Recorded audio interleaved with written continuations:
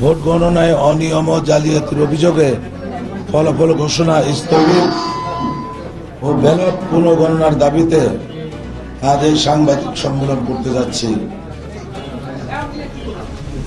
Vote গণনায় প্রধান অনিয়ম ও জালিয়াতি সমূহ: ধানের শীষের অনেকগুলো বান্ডিলে 100টি ব্যালট পেপার না দিয়েও গণনায় 100টি হিসাবে দেখানো হয়েছে। 2 নম্বর, দাঁড়িপাল্লার পোলিং এজেন্টদের ভয় ভীতি দেখিয়ে পক্ষ থেকে বের করে দিয়ে তারপর রেজাল্ট শিট তৈরি করা হয়েছে। দাঁড়িপাল্লা এজেন্টদের আপত্তি অপেক্ষা করে অনেক পোলিং এজেন্টদের রেজাল্ট শিটের মূল কপি সরবরাহ করা হয়নি। ভোট গণনার সময় গণনার মাঝামাঝি এসে ম্যানিপুলেট ও রিগিং এর উদ্দেশ্যে গণনাকে অহেতুক দেরি করা হয়েছে। কাউন্টার পার্টে এজেন্টদের স্বাক্ষর নেওয়া হয়নি। প্রিজাইডিং অফিসারদের এই সমস্ত অনিয়মকে তুলে ধরে 12/2/2026 অর্থাৎ গতকাল রিটার্নিং অফিসার কার্যালয়ে লিখিত আপত্তি জানানো হয়েছে। সার্বিক এই সমস্ত অনিয়ম আমার নির্বাচনী এলাকার ভোটারদের রায়ের সঠিক প্রতিফলন হয়নি। ভোট পুনর্গণনা হলে এই সমস্ত অনিয়মের সত্যতা প্রকাশিত হবে ইনশাল্লাহ। সঠিক ভোট সংখ্যা জানা যাবে। আপনাদের মাধ্যমে আমি অতি বিলম্বে ফলাফল ঘোষণা স্থগিত রেখে ভোট পুনর্গণনার দাবি জানাচ্ছি। সবাইকে ধন্যবাদ। আসসালামু আলাইকুম রহমতুল্লাহ।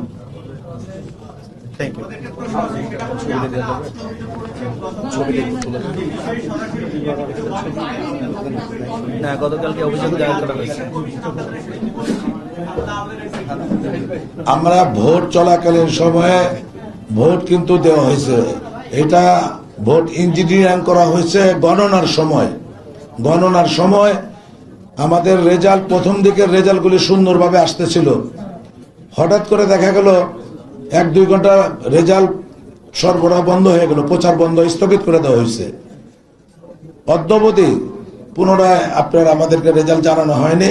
আজকে হঠাৎ করে দেখলাম আমরা যে আপনার ওই রেজাল্ট শিট তৈরি করে ওনারা ওই আমাদের বিপক্ষ পার্টিকে বিজয় ঘোষণা করে দিচ্ছেন। কিন্তু সন্দেহ হওয়ার কারণে গতকাল রাত্রি আমরা একটা অভিযোগ দায়ের করছিলাম যে ভোট আমাদের সাথে গণনা হোক, আমাদের মনে হচ্ছে এখানে কোন রকম ম্যানিপুলেট করা হচ্ছে, এটা বলে আমরা একটা অভিযোগ গতকাল রাত্রি দিয়ে দিছি। 48 ঘন্টার মধ্যে করা যায়। 48 ঘন্টার ভিতরে করে আমরা রাত্রি দিয়ে দিছি। 48 ঘন্টা লাগেও নেই, 6 ঘন্টার ভিতরে দিয়ে দিছি। Thank you.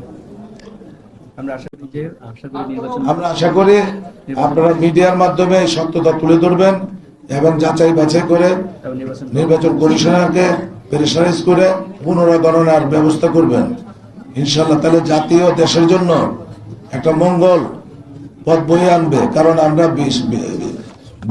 অনেক রক্তের বিনিময়ে আমরা একটা নতুন দেশ পেয়েছি। এই দেশটা আবার সেই পূর্বের অবস্থাটা চলে যাক। বিগত সরকারের আমলে যেরকম নির্বাচন হয়েছে সেরকম নির্বাচনের নজির দিয়ে আসুক। এটা আমরা কারো কাছে আমাদের কাম্য নয়। এটা আপনারাও চাবেন না নিশ্চয়ই। Thank you. হ্যাঁ, ইনশাল্লাহ আমি যাব। যদি বিচার না পাই আমি হাইকোর্টে যাব। এটা গণনা হইলে সঠিকটা বোঝা যাবে। তবে আমার মনে হয় ব্যাপক কারচুপি হয়েছে, ব্যাপক। কারণ আমাদের পোলিং এজেন্টদেরকেই থাকতে দেয়নি। এটা তো বিশাল একটা অনিয়ম। আর আমাদের সিটের মধ্যে পোলিং এজেন্টদের স্বাক্ষর নাই, স্বাক্ষরযুক্ত কোনো সিট আমরা পাইনি। 2-4টা বাদ দিলে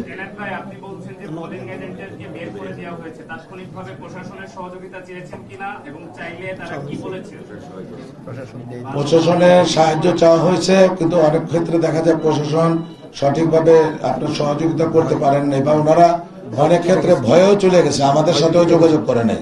পরবর্তী জানছি যে তারা ভয় আর এদিকে আসার সাহস পায় নাই, এমন ভাবে তাদেরকে ভীত সন্তুষ্ট করা হয়েছে।